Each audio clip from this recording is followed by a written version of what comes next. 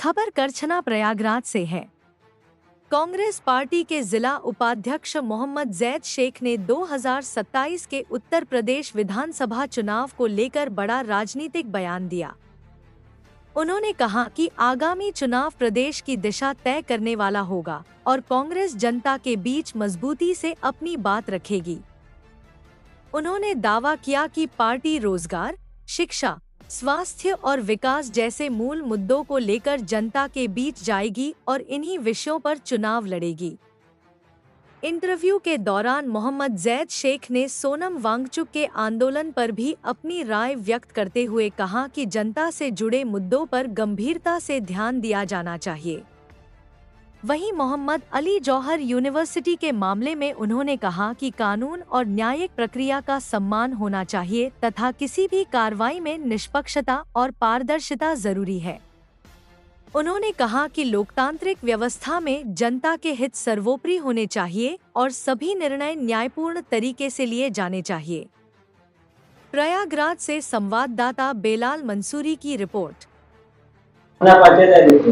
मेरा नाम मोहम्मद जैद शेख, मैं ग्राम सभा अधिगम विधानसभा करछना का रहने वाला हूँ। कांग्रेस नेता, जिला उपाध्यक्ष और संख्या कांग्रेस जमुनाबाद इलाहाबाद। 2027 के चुनाव को लेकर के आपको क्या कहना है? 2027 चुनाव को लेकर हमारा ये कहना है कि अगर इंडिया गठबंधन अगर रहता है तो बहुत अच्छी बात है, नहीं तो हमारी कांग्रेस पार्टी अकेले दम पे चुनाव लड़ना चाहेगी।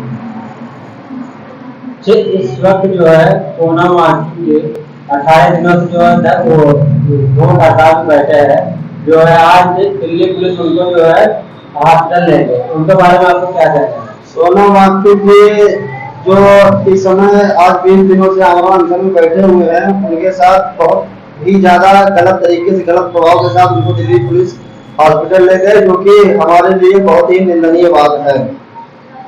अभी बीजेपी के एक नेता जो है सोनम वांगचुक से मिलने नहीं गए। बीजेपी के नेता इसलिए वहां पे नहीं गए क्योंकि बीजेपी के नेता ऑलरेडी खुद करप्ट में भुगते हैं, तो वो कहां से जाएंगे? क्योंकि धर्मेंद्र प्रधान जो कि नीट पेपर लीक करवाते हैं, जो कि शिक्षा मंत्री हैं, तो उनके पार्टी के लोग क्यों जाएंगे सोनम वांगचुक के पास?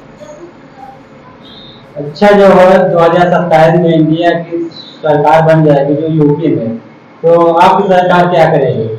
2027 में अगर इंडिया गठबंधन की सरकार बन जाती है तो यहाँ पे महंगाई हद से ज्यादा कम होगी और देखा जाएगा लोगों को नौकरी, जो सिस्टम चल रहा है नौकरी वगैरह, काफी लोगों को राहत मिलेगी। लेकिन बीजेपी वाले कह रहे हैं कि जो है जब कांग्रेस की सरकार थी, जो है चुने माने लोग को जो है नौकरी रखते थे वो पैसा लेकर के, जो है जब बीजेपी सरकार है एक पैसा किसी व्यक्ति का नहीं लग रहा है। इस पर आपका क्या कहना है? हमारा कहना है कि अगर कांग्रेस की सरकार थी तो उस समय आप लोगों का कहना है कि ये पैसे लेके नौकरी देते थे, तो ऐसा कुछ है नहीं। हमारे हिसाब से हम देख रहे हैं कि 2014 से जब से बीजेपी की सरकार आई हुई है, कहीं पे लोगों को नौकरी नहीं मिल रही है, और अगर लोगों को नौकरी जो भी मिल रही है तो गिने चुने लोगों को मिल रही नौकरी, और पेपर लीक वगैरह करा दिया जा रहा है, तो लोग कहाँ से आगे बढ़ पाएंगे? आप जो है राजनीति में कब से कदम रखे हैं? हम राजनीति में 2017 से कदम रखे हुए हैं। तो आपने एक ही पार्टी में रहा है? मैं जब से जानकार हुआ हूँ हमने कांग्रेस का हाथ थामा, उसके बाद आज तक किसी पार्टी की तरफ हमने मुड़कर नहीं देखा, क्योंकि मैं देख रहा हूँ आजादी के बाद से अगर कांग्रेस ने 70 सालों में कुछ किया ना होता तो आप 2014 से अब तक बेचते क्या? आपने बनाया कहाँ पे है? आपने तो हर जगह बिगाड़ा है। क्या किसी पार्टी जो है आपको ऑफर दे की आई है मेरे पार्टी में? हमको बहुत सी पार्टियों ने ऑफर दिया, जबकि हमने सभी का ऑफर ठुकरा दिया, क्योंकि कांग्रेस हमारी पहली पसंद थी। हम कांग्रेस जब तक रहेंगे हम कांग्रेस में रहेंगे, कांग्रेस को छोड़कर कहीं नहीं जाना हमको। अच्छा, इस समय मोहम्मद अली जौहर यूनिवर्सिटी की बात में आपको क्या कहना है? तो कमरा जो है गिराने के आदेश आ गया है, वो चल रहा है। मोहम्मद अली जौहर यूनिवर्सिटी जो कि मुस्लिम के नाम पे बनी हुई है, ये 2004 में बनी इमारत है, इसको गिराने का सरकार को कोई अधिकार नहीं है। इसलिए क्योंकि 2004 में जब ये यूनिवर्सिटी बनी हुई थी, तो उस समय पीडीए का कोई भी वहाँ पे गाना वाना नहीं था। बीजेपी वाले कह रहे हैं कि जो है बेगन नक्शा से बनाया गया है। ये बताइए, जब 2004 में बनी यूनिवर्सिटी है और 2014 के बाद वहाँ पे पीडीए हुआ, तो कहाँ पे नक्शा बनेगा, किस पर्पज जो है नक्शा बनेगा, आप बताइए। नक्शा बनने का कोई चांस नहीं हुआ भाई। 2004 में बनी यूनिवर्सिटी है, तो 2014 के बाद पीडीए वहाँ पे नगर निगम हुआ, तो कहाँ से नक्शा बनेगा, नक्शा पास हो, किस बेस पे नक्शा पास होगा भाई।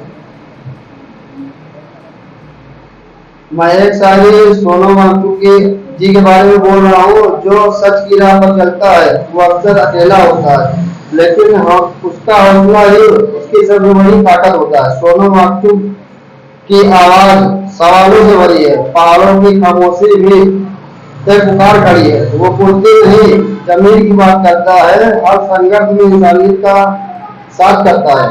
विचारों को कैद करना आसान नहीं होता, जो सच के लिए खड़ा हो कभी छोटा नहीं होता।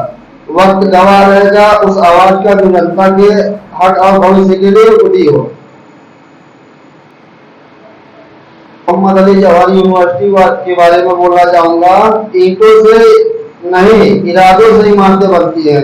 इल्म की रोशनी से ये नई मंजिलें रचती हैं। सियासत की आंधी चाहे जितनी तेज चले, तारीख हर फैसले का हिसाब जरूर लिखे। कलम की ताकत को कम मत आंकिए। तालीम का सफर हर दौर में जिंदा रहता है। वाद विवाद होते रहेंगे, फैसले भी आते रहेंगे, मगर शिक्षा की अहमियत हर दौर में कायम रहेगी। इंसाफ की राह पर जो भी है सच होगा। आप